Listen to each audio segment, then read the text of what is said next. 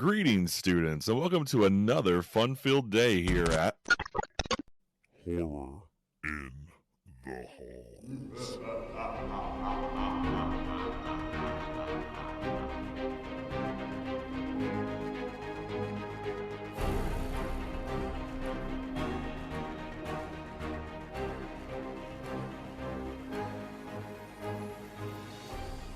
What's up, kids, and welcome to Horror in the Halls. I'm Bob, aka Mr. Holland. And I'm Jenny, aka Mrs. Hill. And as usual, we're just two high school teachers talking about the spooky stuff we love. And in this week's lesson, we're warning you not to go out tonight because we're talking about 2012's Maniac. Wow. Yeah. Oh, man. So what do you think, Jenny? Well, my first thought was, Bob owes me so big. I hate this movie so much.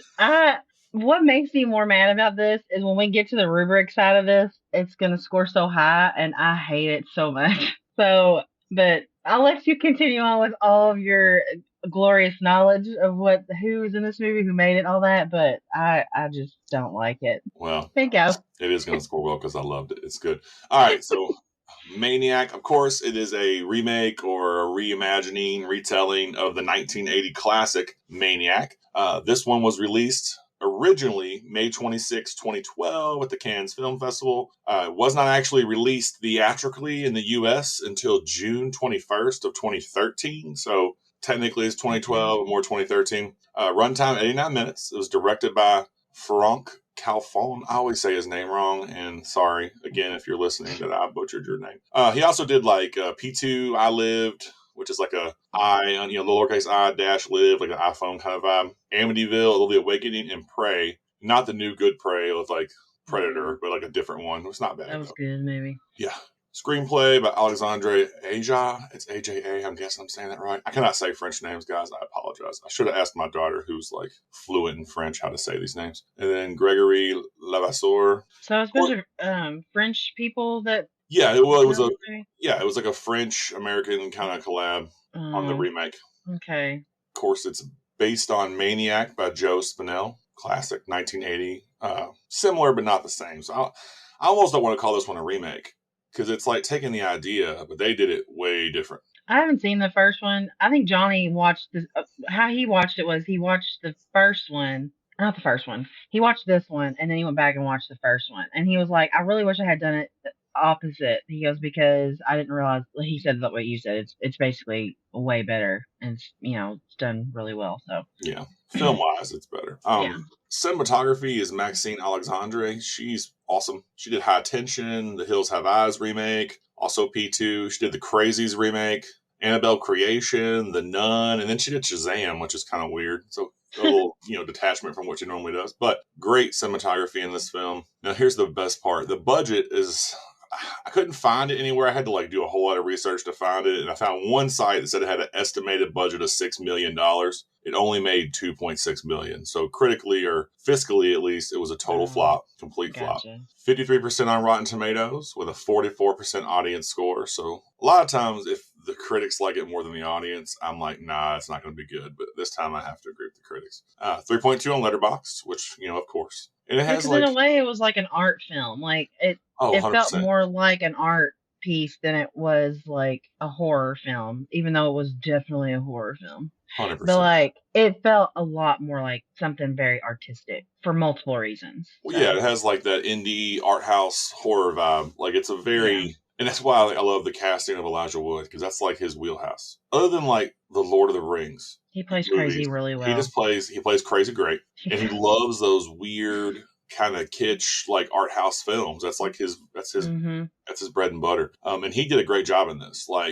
Elijah Wood as Frank Zito, in my opinion, was really well done. And that leads back to me thinking it's more of a retelling, not so much of a remake, because in the original, and she comments on it in the dialogue, when he first meets Lucy at the restaurant, the second kill, the redhead with the curly hair. Yeah. So upon meeting Frank at the restaurant, Lucy says she's happy he's not fat with long black hair and greasy skin full of acne. Oh, okay. That makes sense. Because Johnny showed me what he looked like after the movie was over. Okay. Yeah. Which is the description of how Frank looked in the original. So, and some people didn't like that they cast Elijah Wood, thought he was too attractive. But I think for the time period, it was a very fitting choice. A, he plays crazy really well. And B, So he looks innocuous, like he's like innocent looking. You know what I mean? Like he looks innocent, and he also kind of. There's times where he looks almost otherworldly. I know that sounds really weird for me to say, but like there's something about the way he looks that is strange to me. I don't really find him super attractive. I just think he looks different. yeah, he I, looks like an elf. yeah, he looks like Or like he a could be some pixie little or something. mythical Yeah. little Yeah. mythical creature running around. Like it's his eye. It's like the shape of his eyes. They're really big and just bright blue, and he's got that kind of a pointed nose. Like he's just weird looking. I don't know. I mean, I hate Odd to say that. features. Hope he never listens to this. I hope he does listen to it. He's gonna be like, cool. I look like an elf. CW, you're weird looking, but we love you. Yeah. Because he's great in this role. Like I said, I think Yeah, he too, is. like one of the biggest critiques of this film was the casting choice of Elijah Wood. You know, and of I course the rest of the mean, cast is great, but he's the flagship character. Like I would not know a single person on this list other than him. You know what I mean? And I that's him feel in a like lot of his movies. picking him was ideal because he's so unassuming looking. Like Exactly. you're not gonna look at him and be like, oh, he's a serial killer. Like, Yeah, like the original guy, but the he is. original Frank Zito looks creepy. Like that Mm-hmm. dude's gonna try to slip something into your drink. You know what I'm saying? Like he looks Yes. like a dude you should avoid. And they kind of commented on it in this movie, like how Nora Osmondzetter, I said that too wrong. I'm sure. I apologize. Anna's character, our boyfriend thinks he's like gay, and he is like this innocuous, no one cares about person who's just kind of weird. You know what I mean? And like, if you think about his job, everything surrounding him, and if you looked at him, you'd be like, something is off with this dude. But the way he looks gives them like that level of security, not security, but comfort. Yeah, that okay, he's probably okay. When really he's not. For sure crazy person who's going to cut your scalp off and staple it to a mannequin.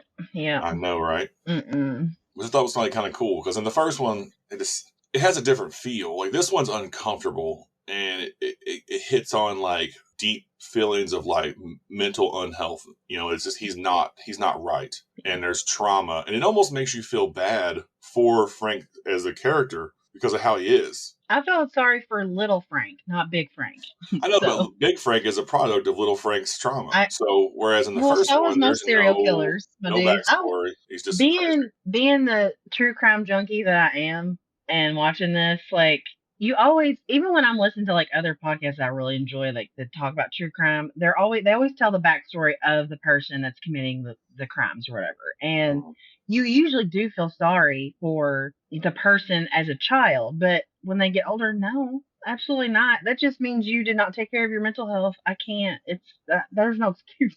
But like watching this, I think what made me so uncomfortable was it was first person point of view, and I think if it hadn't been that way, I wouldn't have hated this movie so much.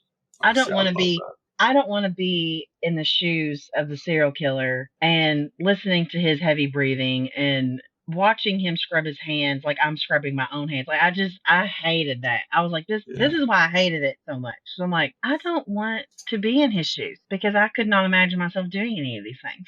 See, I feel like that was their intention, and they were apparently super successful because that's what made it a horror movie instead of a thriller. So when he's scrubbing his hands with the Brillo pad, my hands kind of hurt. You know what I mean? I'm like looking like, shit, my hands are. Isn't that called steel wool? What he was using? Yeah. That shit is hurt. That hurts. Yeah, well, I think it was on purpose. You know, it was kind of like that whole just subjugating yourself to violence. It's almost like he knows what he's doing is wrong. He does. It's dirty, and he's trying to scrub it off in like the harshest way possible. It's like he has multiple personalities because it's like he can be this really sweet and endearing person, and then he turns around and he's this horrible, heinous person. And he was like talking to himself in the mirror a lot, or like he's talking to his mom. He does a real Norman Bates vibe, like he's talking to his mom. That might be it, but I do remember him talking about to his mother at the end of the movie, but I don't remember but that I don't know. He's weird. I think that was kind of their intention. Like it's not obvious till the end it's his mom, but all of it is weird, offhanded comments. Maybe that's what. His mom. Yeah, maybe it was him talking to her the whole time. Like you shouldn't be doing that. But he was like, you shouldn't. You can't you don't let me have anybody. Maybe that okay. Maybe that was his talking. Mom. Yeah, he's got a real Norman Bates vibe. Yeah, gross. In that regard, you know what I mean? Like a real, like, mommy made me do it kind of thing. Like, had he gotten arrested at the end, he would have gone to a mental hospital for sure. Like, for sure. Yeah. Who told you to kill me? My mom made me do it. Like, what? Okay. Yeah, no. He was weird, dude. I don't know. The throwback scenes with his mom, who's played by Alivio. Again, I can't say any of these names. I feel terrible. You should have looked it up. I know I really should look at pronunciations. I really do. I really should have. She was really good. The way she was like, "Shh, mommy loves you," in that one scene with the two dudes. I was like, "What the fuck? This kid is broken right there. That was your whole life." And then she's like, "Go wait in the other scene where she's just getting railed outside against the wall." She's like, "Go wait in the car. Quit staring at me." I'm like, "Why'd you bring your kid to this? Like, what?" Yeah, it's really weird. It's gross. I can't. Yeah, I at can't his even. age, he would have been a latchkey kid. Hey man, here's some Cheerios and SpongeBob, bro, or whatever cartoon. Smurfs. Sit down and watch cartoons. I'll be back in a little bit. But no, like you jacked that kid up. It was 100% his mom's fault. Oh yeah, he definitely had mom issues. It was weird.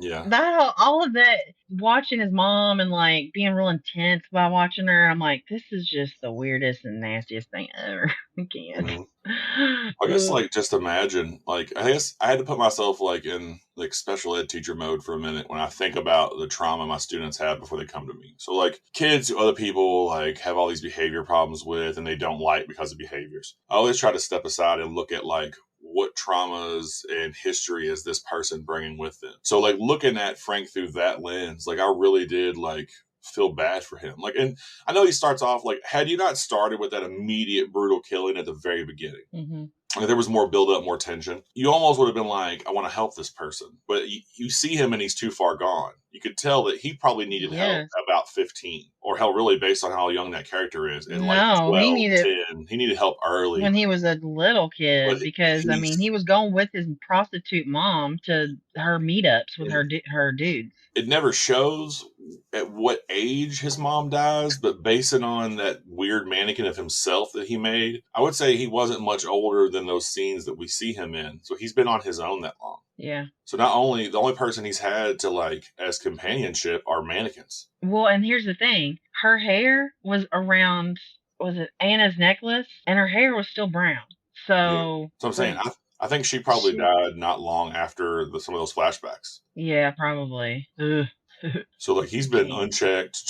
He's one of those like almost kids the system failed. You know what I mean? Like they forgot because they just let him be on by his onesies, and it's wild to think about or to look at it from that lens. And it does make you, for me personally, feel kind of bad for him. Like you can't forgive what he's doing or even condone it, but I'm just like, man, you were failed dramatically. Oh, well, absolutely.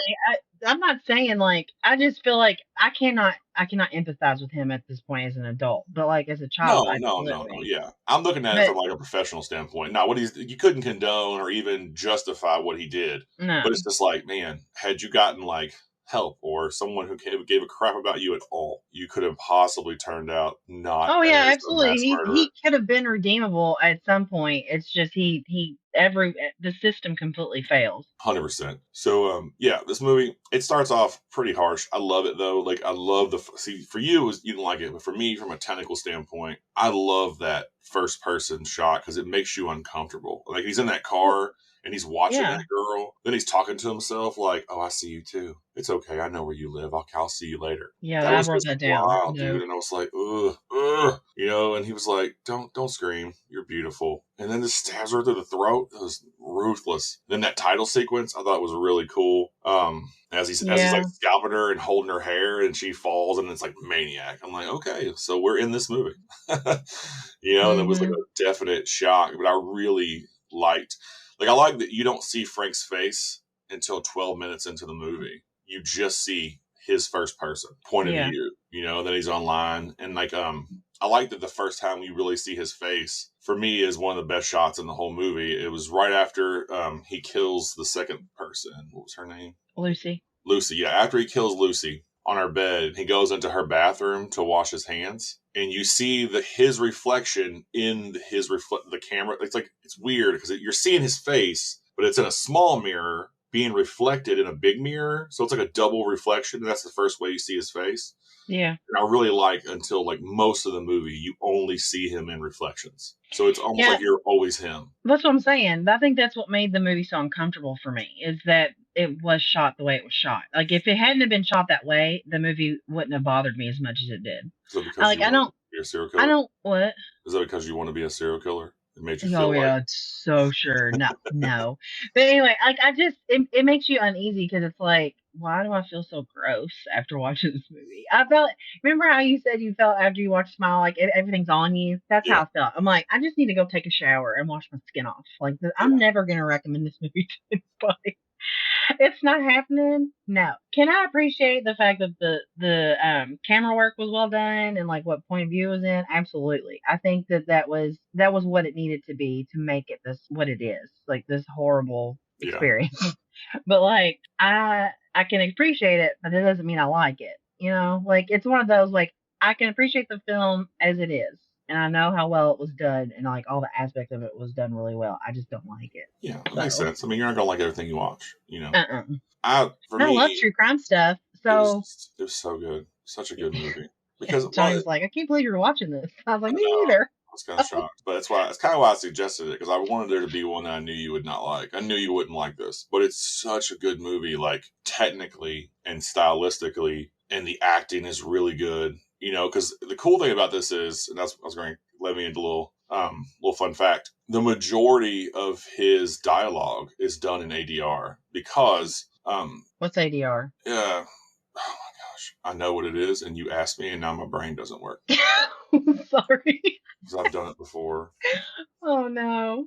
Oh my gosh. I have not. Do me look at it while you're talking? I got it. Okay. If I can freaking find it. I've done it before. Sorry, I'm a noob when it comes to that kind of stuff. Automated dialogue replacement. God, I knew it was stupid.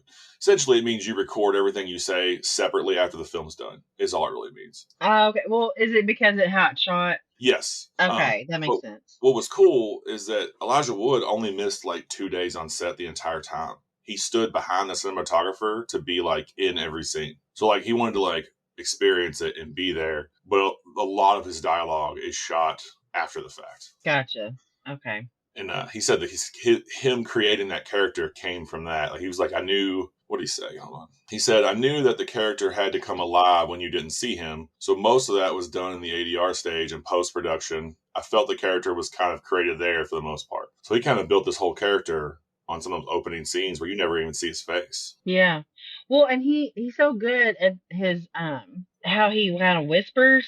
Like it's a very creepy whisper, because a lot of it's like just like the one that you said, I know where you live, Judy, see you later. And like he just drives off and you're like, he's coming for her. And like it's just, and there's a little creepy, and I mentioned it all through my notes, like his heavy breathing in there, like it's very I hate to say this, it's like he's really into it, like he's like, I don't know, getting his jollies off a little bit, and I don't like that. It grosses me out so bad. Oh, 100%. But he does it on purpose. He does it through the whole thing, especially when he's like getting ready to like really murder somebody. He starts doing that really like heavy breathing, and it's like weird. I think he's actually getting off. Like I think that was kind of like he is getting his jollies off. It is so weird.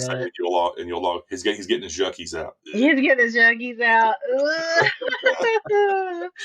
No. But not like God, there's so much commentary in this one. Like the other one was like just 100% about like the opulence and of the wildness of the 70s, right? And that crazy mentality everyone had in the 70s. Like because like in this one, the difference is, some of the big differences is that Anna, he sees her outside his shop. There's no like weird connection. But in the original one, he like comes to her house on some like blind date or something. And she just lets him in, like, oh, hey, come in, hang out. Because it's like 1980. So it's like after the 70s, where this kind of mentality is not there yet. You know what I mean? We're not like, hey, why are you people getting murdered in your apartments? Oh, that's right, because you're stupid letting people in.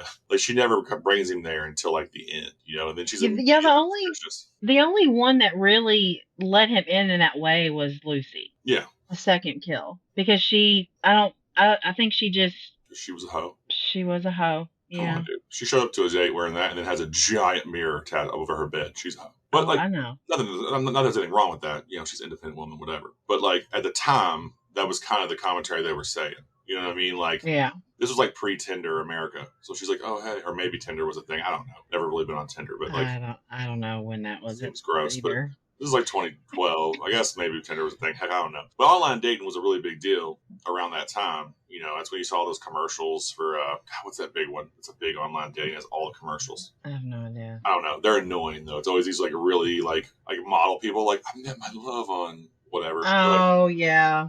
I You're can't a think of it liar. right You can now. anybody on this website. Anyway.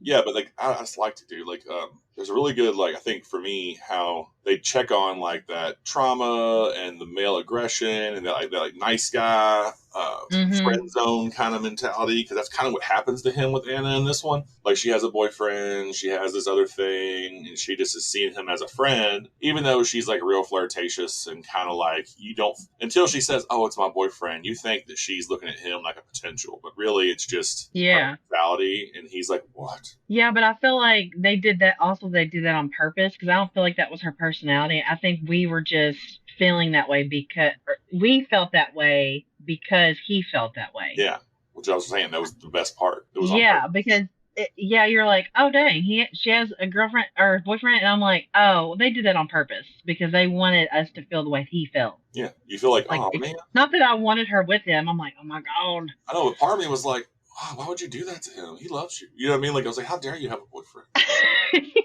You're going on dates with this guy and talking on the phone, he's giving you gifts. What? Oh, I think But it's made of horsehair. No, yeah, it's your not mama's made hair, of bro. horsehair. I wanted you to meet my mom. Like, no, you did that. Terrible. It was weird, and he kind of comments like when he kills Lucy, "You won't let me have anyone." I don't think his intention was to kill her. No, it wasn't. He That's just what I'm kind of saying. At first, I thought he was really talking to himself in that moment. Like, you will not let me have anyone. But I wasn't thinking he was talking to his mother. I thought he was talking to himself. Like, why did you do this again? Why do you continuously do this? But then at the end, you kind of start getting, okay, he says the same thing to his mom. So it could be taken either way, I feel like, but it makes a lot of sense Well, it if could you be that think he's at the end. taken on the mom personality, very much how Norman Bates Yeah. does. Like he becomes his mom because he's Yeah, alone so now. weird. I know, Yeah. but like if you think about I the mean, time frame, he's been alone since he was what, maybe 12. You don't have a backstory really, so you've had to in your brain all these mannequins make that caretaker character. So it maybe is him. You know what I mean? yeah, because you see his mannequin at the end. Yeah. I was like, oh my god, that is him. As a That is child, so weird. in his bathroom, Yeah, which is weird. almost like that part was like to me. I was like, maybe that's when he like truly died, like mentally. If he lost his mom, it was over, and then that was the switch. From, Probably. He's probably been fantasizing and preparing to kill people his whole life. I mean, he's got a dope knife harness and shit. I know, a big old hunting knife he's got or whatever it is. I'm like, that's screwy. I know, right? But yeah, he just, I don't know. Elijah Wood is such a good actor, dude. Like, he is. He can play just about anything. He really can. And he has been able to since a kid. Like, you know what I mean? Like, when he's a kid, like The Good Son is probably one of my favorite movies when I was a kid. And that movie's jacked up. But it's not him being crazy. It's freaking Macaulay Culkin being crazy. You know what I mean? But he's like the good guy. But he's been acting since he was probably 8, 9 years old. So we really expect him to be normal? No. But he's played crazy before. Like that character in Sin City is very similar to this, but more of just like he cuts off people's body parts and stuff, and he's all wild. Mm-hmm. But it's very fitting. I dig it. I would like to mention the music part before we get too far into each kill or whatever. Yeah. But each woman that he gets has a good song that goes with the kill.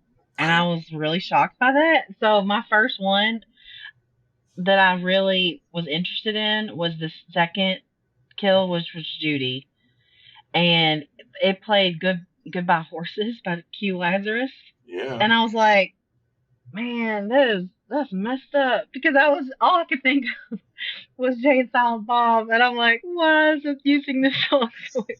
Well, you know what it's from, right? Originally, where it got its first like popularity. No, I don't. Buffalo Bob plays that song. Oh yeah, Lambs. That's what Jay's reenacting. Yeah, that is. He's dancing around while he's wearing the women clothes, like you know. That's why I was like, why would you pick this song? Like in my brain, I was like, I wrote down my first note was like Buffalo Bob's song, Perfect to Murder to. I don't even know the name of the song until I had to look it up. But in my brain, I was like, why did you play this song? Like what? That song is in 2012. It's only in my brain connected to Silence of the Lambs. And Buffalo Bob is a serial killer who kills fat women to wear them. My main one was Jay. I could just see Jay dancing. Oh, dude. That's why I was like, oh my god. When he's all like, would you fuck? Yeah, with his chapstick on. His junk's all tucked behind. It's ridiculous. But It's I'm 100% sorry. taken from Silence of the Lambs. That whole Yeah. series. Because I feel like that fit her. That's why I was like, I thought the music and the score combined. I think it was all done really well because each female had their own music. Yeah, yeah. And then like the girl with the it was a classical score with the girl who did the silk. Like it didn't really go into her, but I did find her name. I think it was let's see first. Jessica.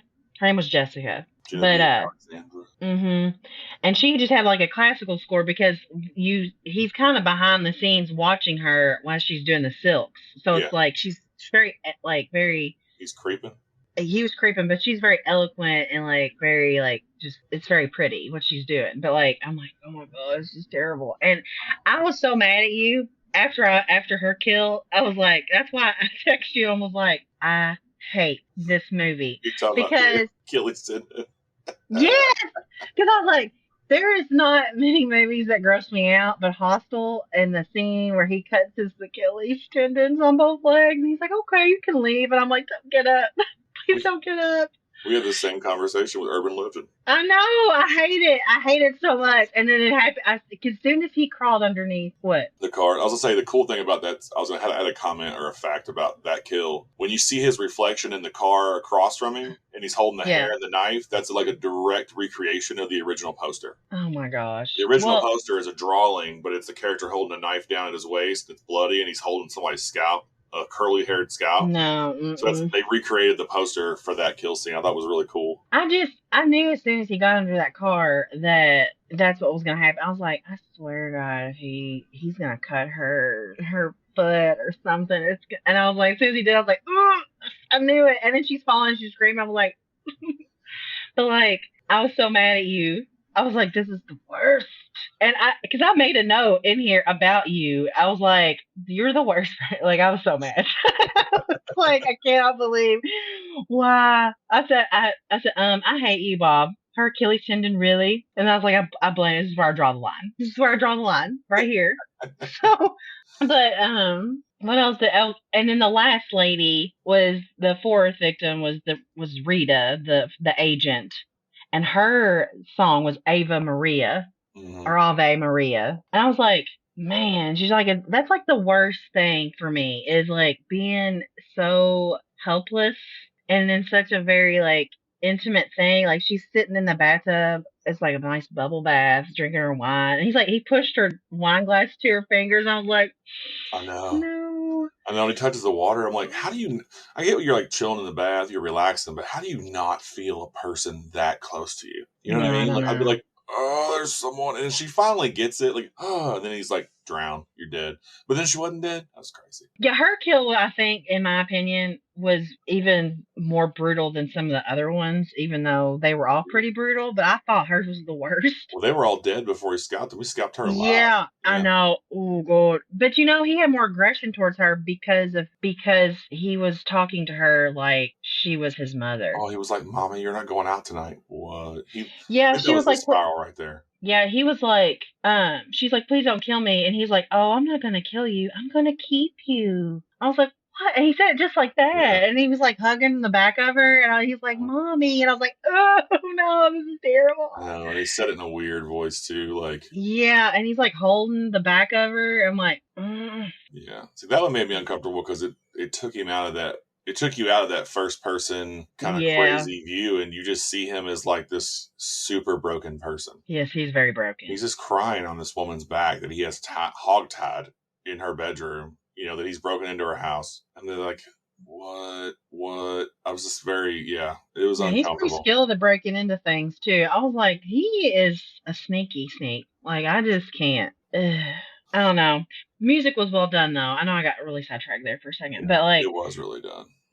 It was well done. The score was really well done too because it was kind of like a electronic type feel to it. Yeah. It was scored by French composer Robin Corday, credited simply as Rob.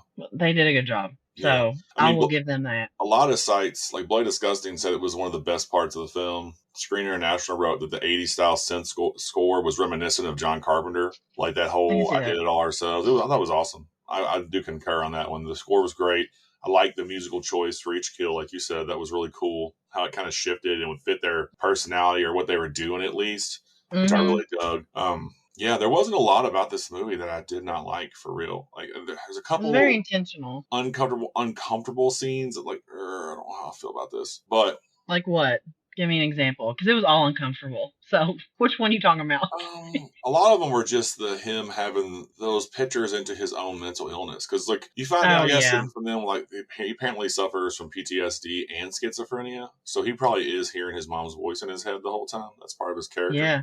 But some of those scenes where you're just like, this dude is really sad. Like I felt bad for the person scalping people, and I guess that's what made me feel kind of icky about the movie, is that like I kind of felt bad for him, and you just cut a woman's whole scalp off and stapled it to a mannequin, which was crazy. And at the end, I didn't like the ending. Like I know a lot of people did because it was like his deserved, but it was kind of weird how all these like scalped women were just like ripping his skin off, and then he was a mannequin, but then he was dead. It was just like all in his head. It was very weird. It had like an American Psycho vibe. Okay. Which kind of made me, again, it's one of those things that had he just died, I'd been okay with it. That was weird. Because it was like giving them their retribution, but not really, because he just died in the closet he hid in his whole life. Yeah. Which was strange, I thought. I did like that she stabbed him with the hand, though, before Anna runs away, because it kind of reminisces back to that one of their first times you see them together, and he's like, give me a hand. So she gave him a hand again in his chest, which I thought was kind of cool. I'm like, why can't you just die already? I know, right? He got stabbed and then hit by a car, like going really fast. I know. Then that dude lost all control and killed Anna. That escalated very quickly, like very quickly. That it did. I was like, oh, okay. And then she's just dead, and he's all like, "Why'd you do that? I wasn't gonna hurt you. Like, well, you were crazy. How did you think she was gonna act, dude? You literally hit her best friend in the mouth with a cleaver." I know, isn't that crazy? When he did that, I was like, oh my god. Well, I guess you're not gonna be starring in that toothpaste commercial now. That's what I'm saying. You ain't getting that national role, bud.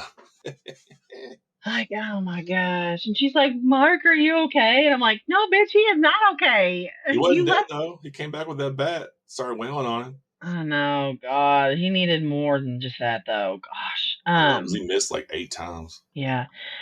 I think what made me most uncomfortable is, like I said, his breathing was weird. And, like, anytime that he had, like, some weird thing to say, like, when he's getting off the subway car and he's after her name was Jessica, right? Yeah, Jessica. Yeah. And she's watching him because she knows he's kind of creepy. Like, she's kind of zeroed in on it. Probably breathing all heavily. Yeah, he gets out and he's like really gross, and he's like, oh fuck, you're so beautiful. And I'm like, and then she starts running. I'm like, that is the most terrifying thing ever. Like, I think her kill was pretty bad because I felt like she tried so hard to get away from him and it just was not working. And that was one thing I thought was weird. And I guess because it took me, when I watched it, I forgot where it was placed. The original one's in New York. So the whole time I'm watching this movie, I'm like, New York is like so busy and so packed. Where are all the people at? But then it's actually not New York, it's in LA. So I'm like, oh, okay, that makes more sense. Because originally I was like, these people are just running through these like parking lots and back streets, and there's no people, no anything. But all those scenes of the homeless people everywhere, and now there's no one. Yeah, that's what I was telling Johnny. I said, the only thing that really bothers me about Jessica is, like, she's in that parking lot across from a huge apartment building. No one heard it. No one saw her screaming and yelling for help. Obviously, it might have been a terrible neighborhood and people might hear that shit a lot. But at the same time, it's like, why are you just going to be a bystander? Why can't you just open your window and see what the hell's going on outside? Because maybe someone actually does need help. But he just called the cops. And he just rips her scalp off and he's just hanging out in the middle of the parking lot holding it. I'm like he just doesn't even care. Well, no, he's crazy. I know. I mean, he's gone. So he has no sense or he just has no moral sense of what's right and wrong and what he should do. He just does what he wants to do. You know what I mean? Like, he's just so there. Bad. There's no like, I should leave now. You know, which I think was kind of, I liked it though, because like a lot of movies or like TV shows always present serial killers like these cool, calculating guys, and this just showed him that everything was like an in the moment. So it wasn't like a Ted Bundy or Dahmer or those guys where like they planned everything out and it was all meticulous, like all the shows that like make these dudes into like freaking popular icons, which I hate the most. But it wasn't like that, you know. It was like, hey, this is who I am. This is his broken mental illness, right? And you hit on that Yeah. so hard, where it's all instinct, because even that was one thing that no one, like you said, true crime and about serial killers. If he killed a bunch of dark-haired women, I'd understand it because it's how his mom looked and he was killing his mom. But he had no real rhyme or reason. He just picked a lady and killed her. It's like he carefully chose them because it shows him driving around searching for someone, a new victim. Yeah, but you And never it's see him clear see what those he's doing. characters. It looked like he was driving. He looked through a window, saw her on silks, and was like, "Yep, I'm killing her," and then just went in there. That's what I'm saying. It's like he was searching for the perfect one that he wanted, and that's who he chose. I guess my thing was it just didn't fit. Like normally they have like a profile or a type, you know what I mean, and hit. Yeah. It was just like, oh, okay. Like Lucy was like a crime of passion. It wasn't really because you hear his conversation. He did not plan to kill her. He just could not control himself. No. Yeah, right. that one, sure. Because the rest of them, well, they were all, because they were all had different hair color. Yeah, and different hairstyles. There were different ages. Yeah. There was nothing that really connected them other than being white ladies. It was it. Yeah. Heck, Rita was like way older than all the other ones. So the first kill she kind of nailed her own coffin because she was making fun of Anna and her artwork, and then kind of made fun of him, and he was like, "Yeah, you gotta go. Yeah, you're dead." I thought he was gonna kill the boyfriend too. At first I thought that too, but then I was like, he didn't have. I think he felt too insecure. Yeah, he was him. The only reason he went after Mark is because Mark caught him in the act of trying to get to Anna. So it was more in a reflex. Mm-hmm. I was just watching. I was like, man, if some dude wiped his hands on my coat, we're throwing hands, dude. I'm hitting that guy right in the face. Like, did you just wipe your hands on me, bro? Like, he was like, good talk. And what dries his hands on his jacket, I'd be like, I'm going to stomp you out this bathroom. Like, you just wipe your hands on me. But Elijah Wood's character is also very, like, weak, reactive. Yeah, I mean, he's very insecure around men, but around women, he's like, he kind of acts like he's insecure, but he's really not. Well, his intention is, like I said, like, what is it, like, whenever you experience things like that with his mom, he never had the position of power. So, just like with any sexual crime or really even serial killers, really, it comes down to that power play. Like, he wants that power. I don't think he could have gotten it over a male because he's a slight male. You know what I mean? He's not holding that dude down and scalping him. And also, even if he just like I said, the guy in the apartment, that was like a crime it was a murder of necessity. That dude came at him. Yeah. Not that we even know if he died or not. Because he was alive enough to jump up and hit him with a bat. He just threw him through a door. So he was probably fine. That dude probably survived. He survived and got his acting career ruined. So 100%. They count him as death, but like I don't think he was dead because he got back up and then the only reason why he just got knocked out when he went through the door. Yeah, so he probably was not killed, maybe. So unless he killed him after the fact. But like, cause he does take her knocked out. He may have like murdered him there. I guess we just don't see it. His death, I guess, is off screen. So, what was your favorite death in this one? I know you didn't like any of them. They were all uncomfortable. What do you think was the best one? I think. Well, I don't know. I don't want to say any of them were like my favorites, but I think the one that was bothered me the most was Rita because she was awake when he scalped her. Oh yeah. Yeah, he was so because creepy. That was the most, and it showed the look on her face. Like she did that so well. Because that was actually how I don't know how they did it. Like I don't know if that was like they did like some type of prosthetic work or something. Yeah, I think usually the way they do it is like a bald cap over your hair, prosthetic scalp, then the fake hair, and then you peel it all back. It's got goo under it. So if that's how they so if that's how they did it, she performed that scene so well because it was so I could feel the pain with her. It was just that whole scene was so just off the wall for me. So that's the one that sticks out. I mean, I really hated the Jessica one with the Achilles tendon, but I think Rita's death was probably the worst because I couldn't imagine being awake and someone scalping me. That's the worst thing ever. He had stabbed Jessica like 40 times before. I'd rather you had just drowned me and then scalped me because I wouldn't have been awake. True. She was just screaming, please don't kill me. I'm not going to kill you. I'm taking your hair. Yeah, it was. He said, no, I'm going to keep you. I was like, oh, why did you say it like that? And he said it so sweet, too. Like a little kid. I'm going to kill you. I'm going to keep you. Mama, I love you. Like, why couldn't that be enough? I was like, oh, my God, this is just too much. This is too much. Bob, I hate you. I like the first one. I thought that was like a heck of a like, hey, we're here. Let's start this movie. Oh yeah, because it Like was so straight through the abrupt jaw. too. Like Yeah. right, and it's so close up on her face. He's like, don't Like she's scream. getting ready, and she's kind of put out a scream, but it doesn't really get very far. It just looked cool because her mouth is open, so you see the blade come through her jaw, up through her mouth, and into her freaking cranium, which I thought was really well done. From like a gore aspect, it was cool. And then he just holds her hair and then scalps her and lets her body fall, and I was like, what? That's nuts. And as he's saying that, he's like, "Please don't scream. You're so beautiful." Well, she ain't beautiful no more. You done took her hair and you stabbed her through the freaking mouth. Oh, it's terrible. I agree. And it was crazy because the score was still going, and then as soon as he does that, it was like it stopped. Yeah. I was like, they knew how to like start and stop music throughout the whole thing. So like, yeah, they killed it. I will say that. Yeah. The score, that whole aspect is done so well. Is so well. Yeah, I'm trying to see if I had any more comments on any of the like kills or anything. I think I mean, I just put in all caps that while she's awake, Rita. While she was awake. I have Why is so she many awake? notes to just say. I know. Frank's weird. Frank's so creepy. Elijah Wood Or is like, hard. Anna girl, fight back. Ugh.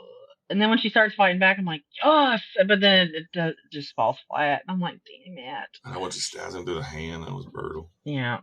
Like, he got messed up. She did mess him up quite a bit, which I was freaking excited about. Yeah, but it was all superficial. Like, she cut his arm and then stabbed him in the hand. And, like, they're hitting each other. And that dude hit him in the head with a bat. So he was pretty jacked up. And you kind of see it at the end where he's bleeding. I think the most damage she did to him, though, was with that mannequin hand. When she stabbed him because right when in he the pulled chest. it out, that his blood was just gushing out of him. Yeah, she got him good with that one. Basically, he just bled to death. Essentially, yeah. He was probably dying before he got her. You know what I mean? Like, he was on his way there. It was his last little... Yeah. Long enough to staple her scalp to that wedding mannequin and like, we're going to be together forever.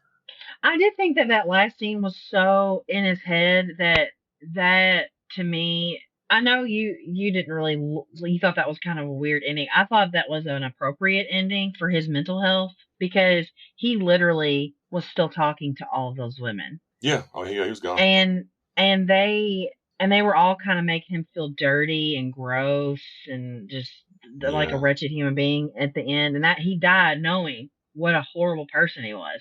I'm like, that to me was deserving.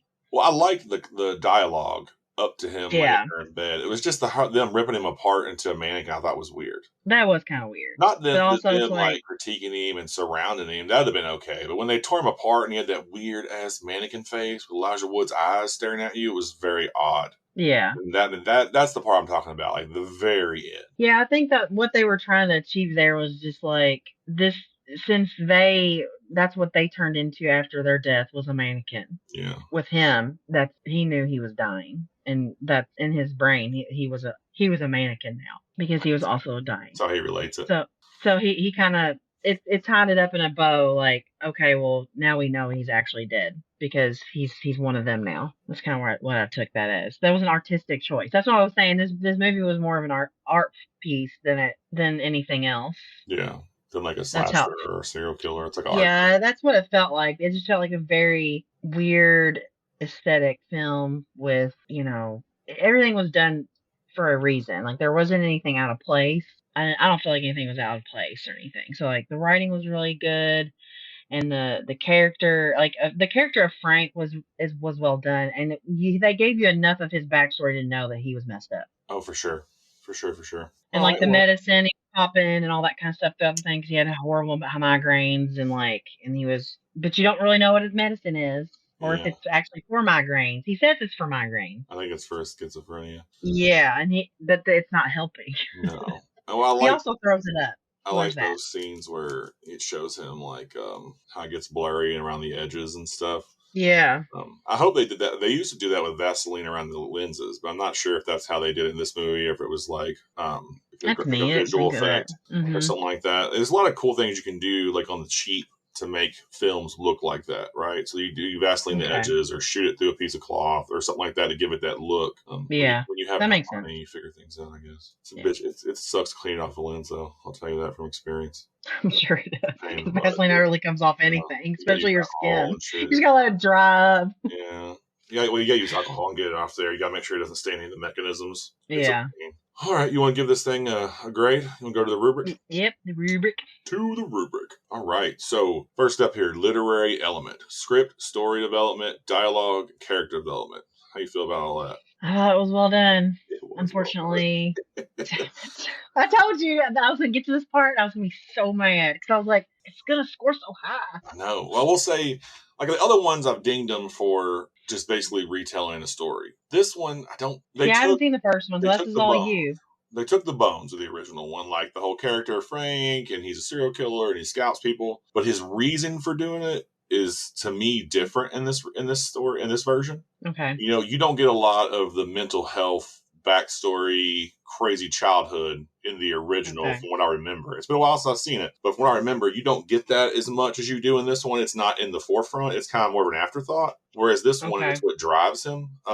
So I may not ding it as hard as I would normally. The character, you don't really develop hardly any characters other than Anna and Frank. Really. Well, you can't. Yeah, you don't see him very long. But his character is really fleshed out, which I really like. Like I said, you see it all from his point of view. Well, that's the whole point. Is it's first person, so you really should only be looking at Frank. You're not supposed to be like getting into the other characters. They're just there to propel his story. Some of the scenes with Anna, they shoot back to third person, so you see them together. So it's like but that doesn't really happen until the end. Yeah. Well, it's all the stuff with Anna. You see it a little bit when they're in the park. I think there's a couple scenes where it's out, and then but it's really hit and miss. But mostly, you're right. It's to that very end sign, which I like. And you see him. There's a scene where you see him from third person earlier on. I don't remember. But yeah. It was with Lucy. Well, yeah, because in the mirror. It's in a mirror, though. It's not really third person. You're seeing him reflect back on himself. That was my favorite thing about this movie. The way they shot that to make it seem like everything was through a mirror was so good. So the third person only happens at the end then, because the third person point of view is all his flashbacks of them two together when he's killing her. Whereas when they're together, he's looking at her and she's looking back at him. So you are only focused on Frank. You should be only focused on Frank. You only know enough about Anna through his lens. So that's the way it's supposed to be done. Yeah, that's why she's done in such a positive light, because he likes her so much. Yes. Like, you don't see her negatives because he doesn't see a negative until the end. Yeah. He's really mad at her. Until the boyfriend part. Yeah.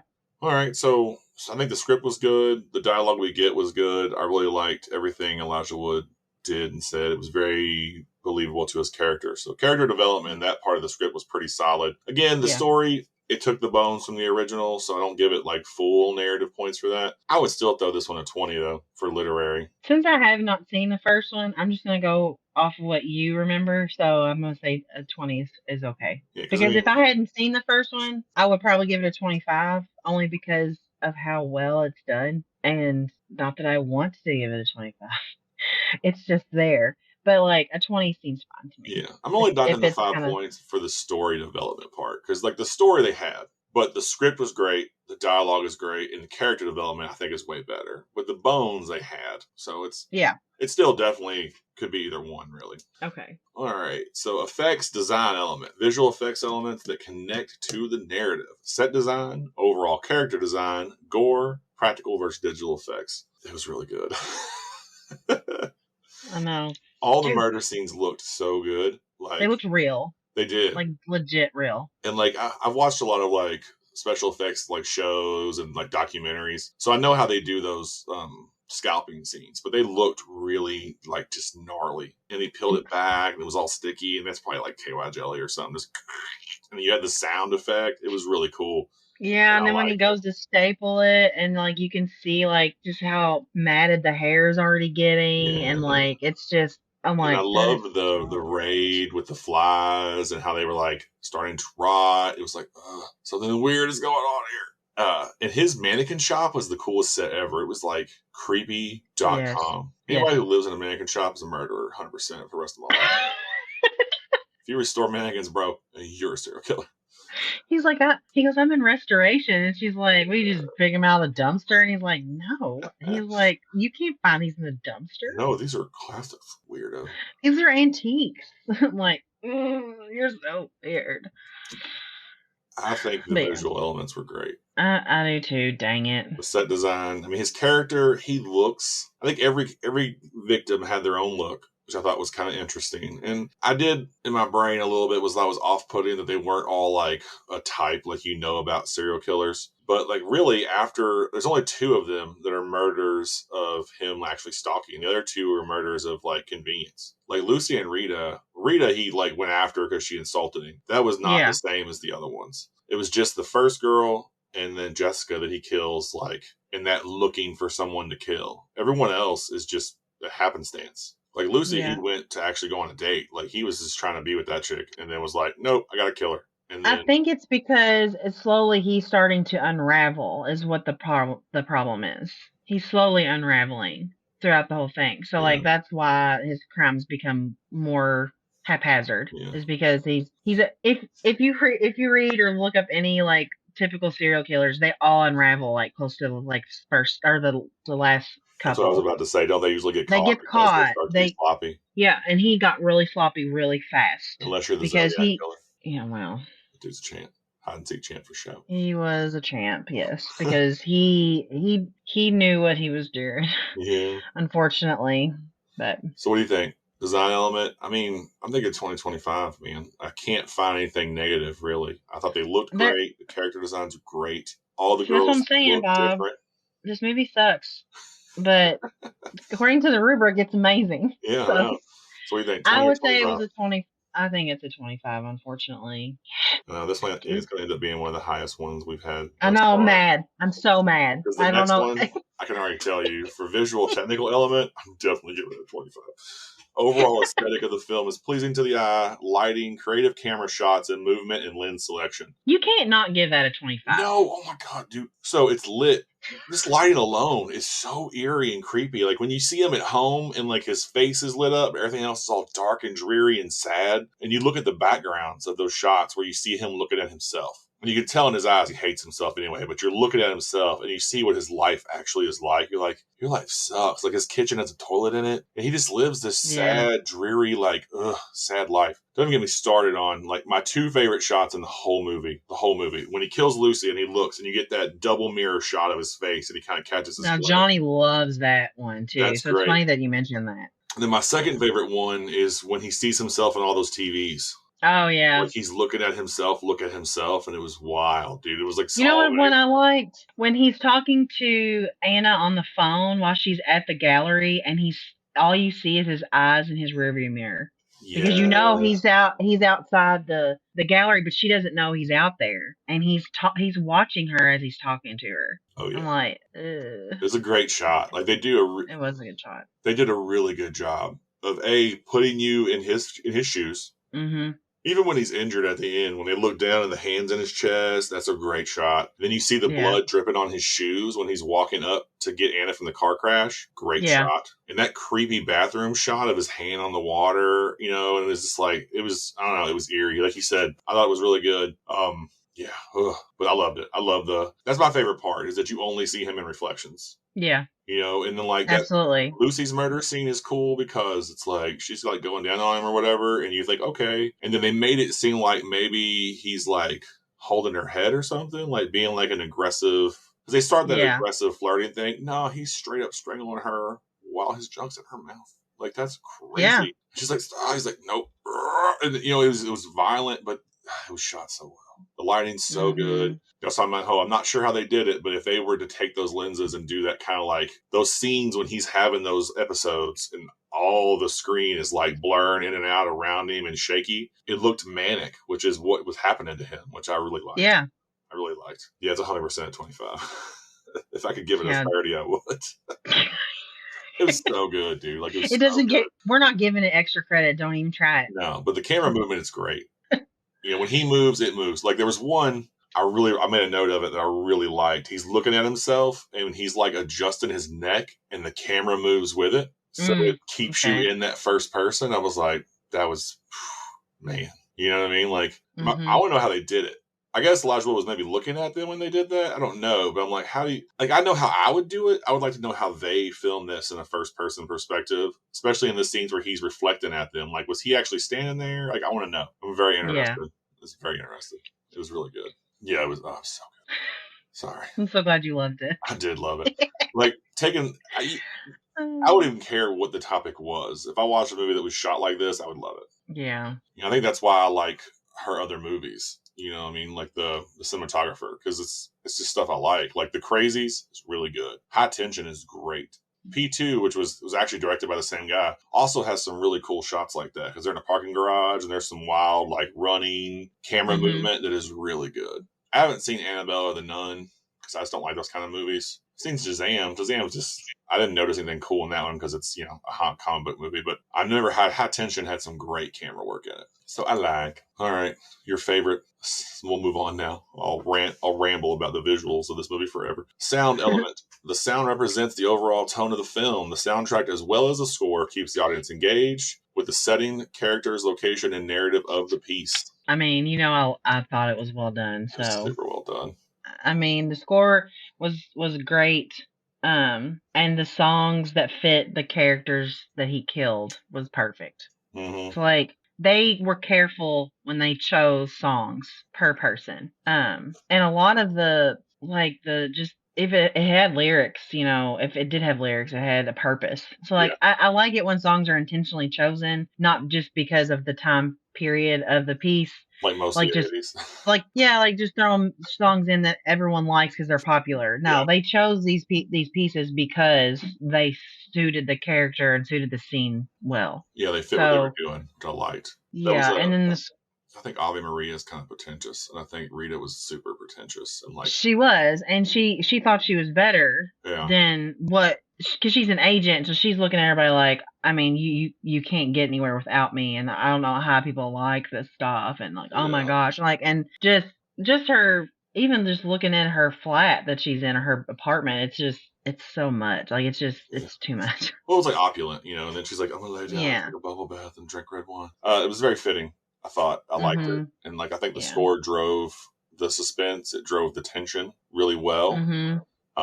It took a manic tone when he was having those episodes, which I liked. Yeah. It had a somber tone when he was driving around looking, and it was low in the backgrounds. You could hear him like rumbling and mumbling to himself, which I really enjoyed. And so no, I thought it was great. I would give it a 25. Yeah, it gets a 25. Ooh, this is like, I think this might be the highest movie we've done so far. I got a 95. No, what Gremlins was our highest. Did Gremlin get 100? I think so. I don't remember. Was it Gremlins? One of them got. We got some A's. We had a one that got 100. I don't remember who it was. Well, number 2 then is Maniac. Yeah, someone got 100. I don't know. I can't remember who it was. It's in my notes. I like how I'm saying who. Yeah. I'm looking right now because I'm curious. Oh, it was Nightmare on Elm Street. Oh well, yeah, that makes sense. Can't go wrong with that one. That's classic. 100%. Yeah, that's who got 100. That makes sense. Yeah, that's one, I guess. It's better. Yeah, it is Nightmare on Elm Street. But hey, Maniac, definitely, it's a highly recommend for me. I know Jenny says no, but here's the thing. It's not okay. If you're gonna watch it, you need to be mentally prepared for it to be jacked up. So like it's a good film. It's well done. It's very artistic. But if you are not in a mental capacity to watch it, I don't think it's a good idea. I can see that. That's where I'm at. Like if you are in a dark mood right now because it's winter time, save it for the summer when it's bright and sunny, and then go for a walk in the sunshine when you're done, because it will make you feel less gross. Yeah. Right now I'm sitting in front of my UV light, so I'm getting plenty of sunshine right now. I watched it. I was like, I just feel so gross. I was like, I cussed you out all night last night. I'm not joking. I looked at John and I said, he owes me so big for this one. And he was like, he really does. I said, I know. He said, when he said Maniac, I was like, are you sure you want to watch that, Jenny? I was like, that's why. I'm like, why didn't you say that out loud and said it to yourself? Well, I picked it because I knew stylistically how good it is. Yeah. And I know I'm going to watch stuff I'm uncomfortable with, and so are you. Maybe. You don't like certain things, so. I know. Eventually you're going to make me watch some ghost movies or something, and I'm not going to like it. Yes. Because I'm not a fan. We have to do a ghost month. Gosh, they're horror movies. I know, bro. You're making me watch crazy crap. You're going to have to do a ghost month. Hey, I'm just trying to give you some artistic and stylistic beauty, Jenny, okay? I can give you some stylistic beauty with some ghost stuff.